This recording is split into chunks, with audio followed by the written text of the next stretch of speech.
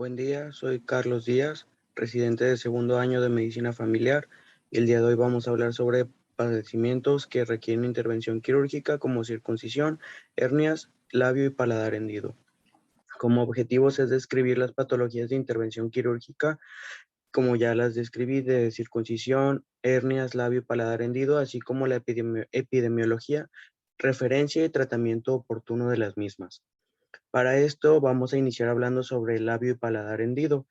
Aquí vamos a definir fisuras nasolabiales alveolo-palatinas al labio y paladar hendido, a las malformaciones que van a ser craneofaciales congénitas producidas por defectos embriológicos en la fusión de procesos faciales, afectando labio principalmente superior, premaxilar, paladar duro y piso de la fosa nasal.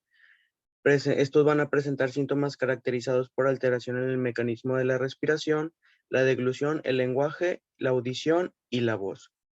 En cuanto a la epidemiología, vemos que hay una tasa mundial de 10.49 por 10.000 recién nacidos vivos. El país con mayor incidencia y prevalencia son Bolivia, Ecuador y Paraguay. En México, esta incidencia va a verse alrededor de 1.9 a 1.39 por cada 1.000 nacidos vivos y se identifican 9.6 casos por día que corresponden en total a 3.504 casos nuevos por cada año. El labio y paladar hendido es más frecuente en hombres y la fisura aislada de paladar son más frecuentes en las mujeres. Esto es un problema asociado principalmente a regiones con mayor grado de marginación. Van a ser estos lugares en México como Campeche, Chiapas, Guerrero, San Luis Potosí y Veracruz. 70% de los casos descritos de una malformación labial o palatina van a ser unas situaciones aisladas, pero el 30% van a verse relacionadas hasta incluso en 320 síndromes, donde se puede presentar.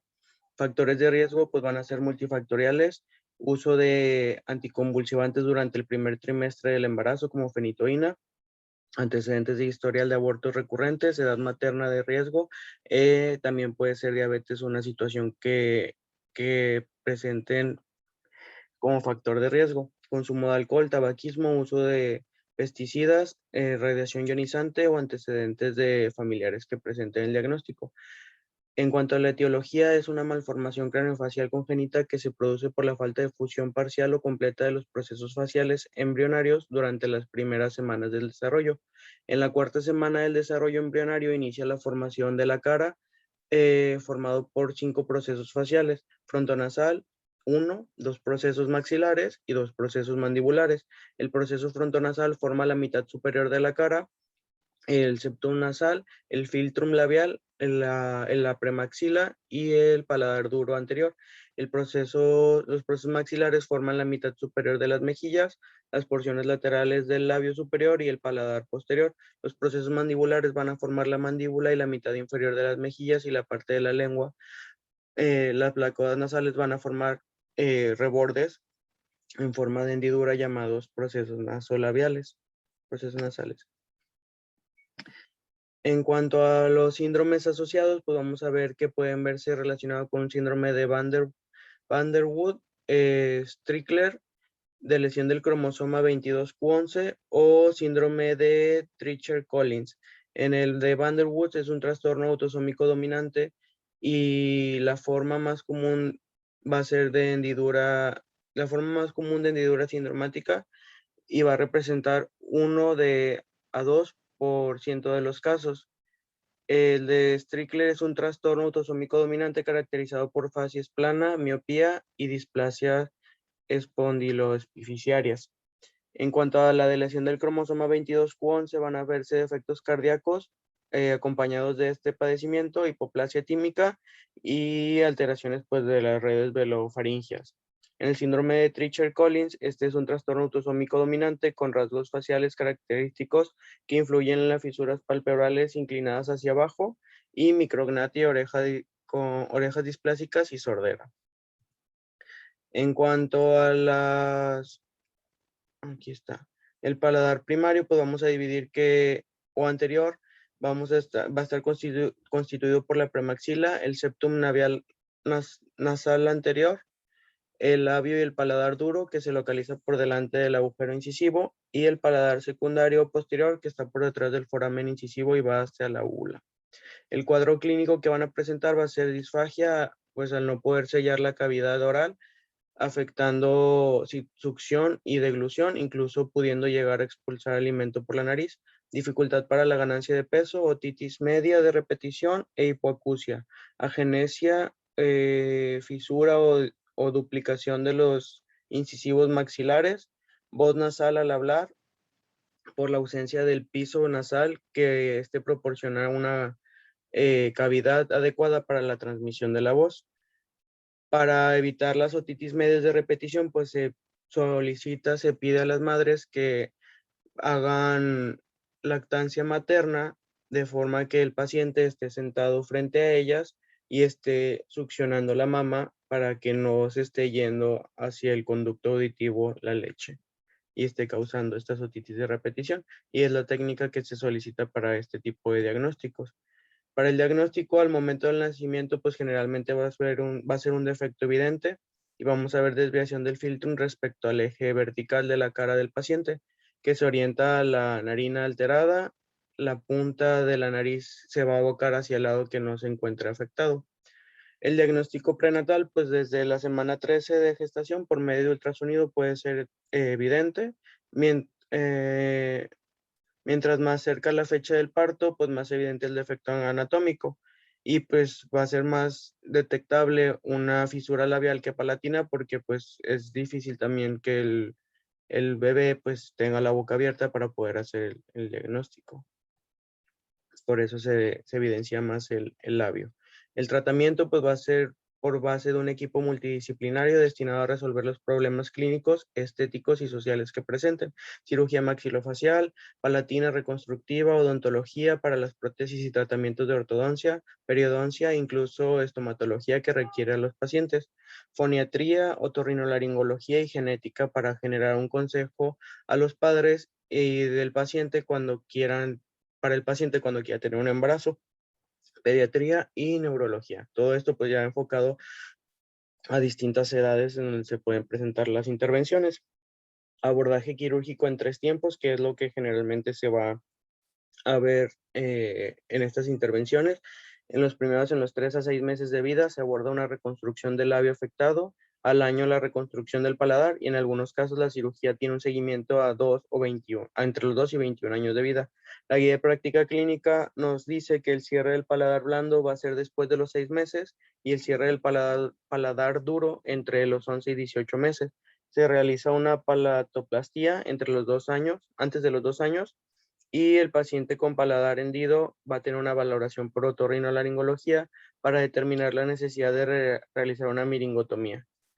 Van a tener que tener también ayuda para una rehabilitación del lenguaje y pues los tratamientos por odontología. Estos son nada más unos diagramas de flujo que propone la guía de práctica clínica para realizar el diagnóstico y envío hacia los distintos niveles de atención que puede tener el paciente y cómo van a ser las intervenciones quirúrgicas que puede requerir este paciente dependiendo de la afección que está presentando. Este es nada más un link que pueden observar y ahí donde pueden ver la técnica de la lactancia materna, lo encuentran en YouTube. En cuanto a otra situación que vamos a abordar el día de hoy va a ser la circuncisión y se define como la remoción quirúrgica de la totalidad o parte del prepucio del pene. Puede practicarse como parte de un ritual religioso, procedimiento médico relacionado con infecciones, heridas o anomalías del prepucio. Indicaciones absolutas pues van a ser fimosis con anillo prepucial estenótico que impide la micción normal, provocando un saco prepucial con acúmulo de orina, que es principalmente lo que van a estar diciendo las madres. Llega el bebé y el niño está no puede orinar o incluso ven cuando se empieza a llenar el saco prepucial de orina y eso es lo que las lleva hacia la consulta. Para no postitis de recurrentes o IBUS de repetición en los pacientes con malformaciones en el tracto urinario. Las contraindicaciones, pues en estas situaciones van a ser coagulopatía, infección local, malformaciones congénitas del pene como hipospadias, porque el prepucio en algunas situaciones puede utilizarse para la reconstrucción de este meato uretral y no está indicada la circuncisión neonatal por rutina para prevenir situaciones como cáncer de pene relacionados al BPH. En cuanto a la epidemiología, las tasas de circuncisión en Estados Unidos, se estima que la prevalencia general es de aproximadamente el 80% de los hombres que tienen entre 14 y 59 años. La mayoría de estos procedimientos fueron realizados cuando ellos eran pacientes pediátricos. La tasa de circuncisión fuera de Estados Unidos varía ampliamente, realmente no hay como un consenso establecido, pero se estima que puede llegar a ser incluso desde 5 hasta el 90% de la población. En cuanto a la relación con ASIBUS, niños pues, no circuncidados, aumenta el riesgo de infección en el tracto urinario para menores de 8 semanas con una prevalencia entre 8 a 12.4%. Se estima que del 7 al 14 por cada 1,000 niños varones no circuncidados desarrollarán una IBU durante el primer año de vida, en comparación con 1 o 2 de cada 1,000 niños que están circuncidados. En una revisión sistemática de 2 estudios que incluyeron datos de más de 400,000 pacientes masculinos, principalmente menores de 1 año, la circuncisión redujo el riesgo de infección urinaria hasta casi en un 90%. Y el manejo quirúrgico para infecciones urinarias recurrentes, pues hay que estar conscientes de que no es una causa de indicación de la circuncisión en cuanto a lo que propone la guía, pero pues ya vimos que también puede ser una indicación absoluta. Vamos a tener que valorar las situaciones de cada paciente, entonces esto es más que nada las situaciones que nos propone UpToDate y en comparación con la guía. En relación con enfermedades de transmisión sexual, pues vemos que la circuncisión reduce la incidencia de infecciones por virus del herpes simple de un 25% y la prevalencia del virus del papiloma por hasta un 35%. Hombres circuncidados son 3 veces menos propensos a portar VPH, por ello protege a las mujeres de desarrollar un cáncer cérvico-uterino. Reduce el riesgo de vaginitis bacteriana, úlceras vaginales y tricomoniasis. En cuanto a detección de fimosis, pues vamos a ver que al final del primer año de vida, la retracción del prepucio sobre el glande es posible en aproximadamente en el 50% de los niños y en el 89% de ellos cuando llegan a los 3 años de vida. La circuncisión neonatal realizada correctamente previene la fimosis y parafimosis y además de la balanopostitis. La inflamación crónica y la retracción forzada repetida puede causar cicatrices y fimosis secundarias que a veces requieren una intervención quirúrgica. Para clasificar a la fimosis podemos utilizar la clasificación que se propone de Callava, donde 1 nos está diciendo que es una leve retracción sin que se vea el glande. El 2 es una exposición del meato uretral con retracción ligeramente mayor del prepucio. El 3 es una exposición del glande hasta la parte media del mismo. El 4 es una exposición del glande hasta la corona y el 5 es una exposición fácil de todo el glande con inclusión del surco balanoprepucial. En cuanto a un estudio realizado en aproximadamente, y recuerdo que eran 600 niños, se veía que eran en los menores de 1 año hasta el 63% van a tener un Callava tipo 1, pero en los menores de 1 año hasta el 3.7% van a tener un tipo 5. Los niños entre 11 y 16 años van a tener entre el 0.9% van a ser un tipo 1 y de entre 11 y 16 años el 80.9% van a ser un tipo 5. Entonces, vemos que va a haber cuidados posteriores a una cirugía. La GPC propone unas adecuadas medidas de higiene con aplicación de vaselina en cada cambio de pañal, así como aseo con agua y jabón para cualquier paciente en quien se haya realizado este procedimiento. Principalmente propone pacientes entre 8 y 23 meses de vida. Esto disminuye el riesgo de sangrado, estenosis meatal, infecciones y el tiempo de recuperación. En cuanto a complicaciones, en 2 estudios que se incluyeron un total de más de 200,000 circuncisiones realizadas en un hospital de Estados Unidos, la tasa de complicación en el primer mes después del procedimiento fue aproximadamente del 0.2%, o sea, muy poco los que se puede presentar. Y entre las que se pueden presentar con frecuencia, pues va a ser sangrado, infección o complicaciones uretrales, como una fístula uretrocutánea o lesiones del glandes, como amputación del pene, pero pues como vemos es 0.2% lo que se puede presentar. Lo que dice la guía de práctica clínica en México es que no se debe realizar la circuncisión en niños sin una indicación médica. En la edad adulta, la indicación médica de la circuncisión es en casos de disfunción prepucial y debido a las deficiencias étnicas, culturales y sociales con los países africanos, no podemos extrapolar a nuestro medio las recomendaciones de la circuncisión como política de salud para la prevención de VIH y otras enfermedades de transmisión sexual, ya que allá es un distinto control y con relación de mayor situaciones de contagio.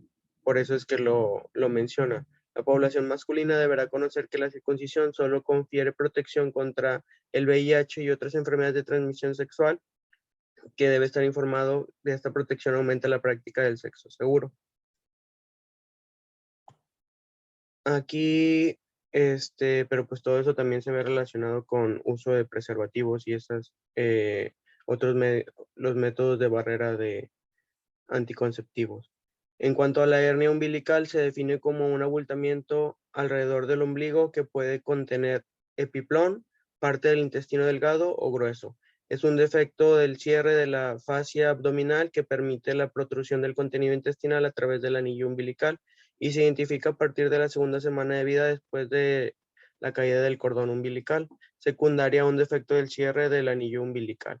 En cuanto a epidemiología, se presenta en 1 de cada 6 niños, siendo más frecuente en lactantes de bajo peso, prematuros y asociados a otros padecimientos como síndrome de Down, principalmente hipotiroidismo, o Bett-Wiedemann, o síndrome de Ehlers-Danlos. Va a poder ser también una situación secundaria, por ejemplo, a obesidad o esfuerzos muy intensos, que es una situación ya adquirida, no es tan frecuente, realmente lo más frecuente es que sea la que es congénita. Y pues en cuanto a adquiridos, puede ser tal vez niños que cargan peso, hermanitos o primitos que quieren estar con ellos todo el tiempo y por eso es que se puede presentar. Es más frecuente en mujeres en relación de 1.7 a 1 y entre el 5 al 20% de las hernias se encarcelan, de las cuales se estrangulan solo del 2 al 5%. El diagnóstico se observa con una tumoración blanda, pequeña, que se reduce fácilmente. Está formado por el peritoneo y la grasa del epiplón que protruye a través del anillo umbilical. Aumenta de tamaño con las maniobras de Valsalva, ya sea que el paciente esté llorando, esté defecando, tose o puja. El diagnóstico es básicamente clínico y se realiza en consulta, evidenciando el aumento de volumen del defecto aponeurótico en el área umbilical.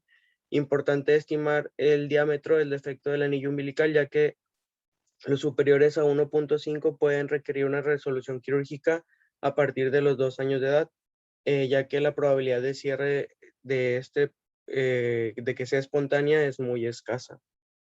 En cuanto al referencia al segundo nivel, pues vamos a ver que en la mayoría de los casos el anillo umbilical se contrae espontáneamente y cierra el defecto durante los primeros 4 años de vida, siendo de 8 de cada 10 la proporción de hernias umbilicales que se cierran solas. Cuando el defecto es menor de 1.5, se sugiere un manejo conservador hasta los 2 años, es lo que propone la guía. Y en cuanto a la herniorrafia o hernioplastia umbilical, cuando el defecto es mayor a 1.5, no importa la edad del paciente, es que se tiene que referir al área de cirugía pediátrica para que se realice el procedimiento. Aún no importa si está antes de los 2 años de edad. El tratamiento posterior a la cirugía, pues el que propone la guía va a ser en las intervenciones del postoperatorio, ketorolaco 0.75 miligramos por kilo cada 8 horas por vía intravenosa, 1 a 2 dosis, continuando con paracetamol 10 a 30 miligramos por kilo por dosis cada 6 horas por vía oral hasta por 5 días. Curación de la herida con agua y jabón diario y retirar los puntos a los 7 días. Va a tener una cita en consulta externa de cirugía pediátrica entre los 7 y los 10 días. Y este es un esquema que propone la guía para el diagnóstico y tratamiento de la hernia umbilical no complicada en los niños. En cuanto a la hernia inguinal, podemos ver que va a haber una afección indirecta, la que va a ser la más frecuente en el niño. Se debe a la permeabilidad del proceso vaginal más allá del nacimiento. Cuando solo se permite el paso de líquido peritoneal se denomina hidrocele comunicante. Si permite el paso de vísceras intraabdominales va a ser la hernia inguinal. La hernia inguinal directa es rara en los niños. En un tercio de los casos existe un antecedente de una reparación previa de una hernia indirecta y es el que da el antecedente de este padecimiento. Su tratamiento pues va a ser quirúrgico y se debe a la debilidad en el suelo del canal inguinal. En cuanto a epidemiología, llegando a ser de 1 a 5% de los nacidos a término, 8 veces más frecuente en hombre. En los recién nacidos pretérminos se incrementa el porcentaje hasta 9, 11 a 11% y la incidencia del encarcelamiento varía entre el 13 al 31% y suele ocurrir en bebés menores de 1 año. En cuanto a factores de riesgo, pacientes con incremento de la presión intraabdominal, como la que se necesitan válvulas ventriculoperitoneales, diálisis peritoneales o pacientes con ascitis o enfermedades respiratorias crónicas van a ser los que se van a estar presentando. Fibrosis quística, trastornos del tejido conectivo o mucopolisacaridosis también van a ser factores de riesgo. El diagnóstico pues se va a caracterizar por un abultamiento inguinal que puede llegar al escroto o labios mayores y que aumenta con el esfuerzo o el llanto, igual con maniobras de Valsalva. Suele reducirse de forma espontánea con la relajación y el diagnóstico de incarceración se realiza ante el hallazgo de una tumoración no reductible que ocupa el canal inguinal. Es eritematoso y doloroso. Suele acompañarse de síntomas como irritabilidad, dolor abdominal cólico o vómitos, que puede llegar a ser biliosos o fecaloides. En ocasiones, pues puede no verse evidenciado en el exploratorio clínico, pero la gran mayoría de las veces sí puede ser así. También hay que ver o confiar en lo que nos está diciendo los padres del paciente. El tratamiento de la hernia inguinal no complicada es quirúrgico y debe realizarse de la forma más temprana posible, aunque no constituye una urgencia. En cuanto al tratamiento de la hernia inguinal incarcerada, debe intentarse su reducción manual inmediata. Una vez reducida, se aconseja el ingreso hospitalario durante 24 a 48 horas a fin de controlar la aparición de posibles complicaciones como isquemia intestinal y también permitir que disminuya el edema local para realizar una cirugía. La reducción manual, a menos que el niño parezca muy enfermo o tenga signos de peritonitis, obstrucción intestinal o toxicidad del síndrome del intestino gangrenoso, se debe intentar la reducción manual. La reducción tiene un éxito entre 95 y 100% en los pacientes en que se realiza y la reparación electiva después de una reducción manual exitosa tiene una tasa de complicaciones más baja que la reducción quirúrgica emergente. En cuanto a los dedos, a la técnica va a verse en relación con la imagen. Vamos a ver que en la sección B, los dedos de la mano que se utilizan primero para barrer a lo largo del canal inguinal, desde la cresta ilíaca anterior hasta el escroto distal. Luego se usa una misma mano para agarrar el testículo y la masa de la hernia o la piel del escroto y aplicar una presión suave. En el C, el dedo índice del pulgar de la mano opuesta se utilizan para aplicar tracción hacia arriba y lateral sobre el cuello de la hernia para ayudar a mantener abiertos los anillos inguinales internos y externos. Y en la sección D, los dedos de la mano sobre el escroto se utilizan para caminar por la parte inferior del saco herniario progresivamente hacia el anillo inguinal hasta que se reduce la hernia. En cuanto a complicaciones, el infarto del intestino como resultado de una estrangulación es la complicación más grave de la hernia inguinal.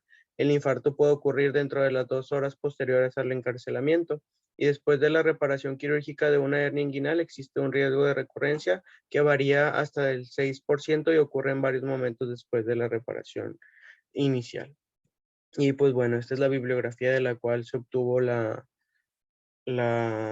presentación. Muy bien, gracias por su atención.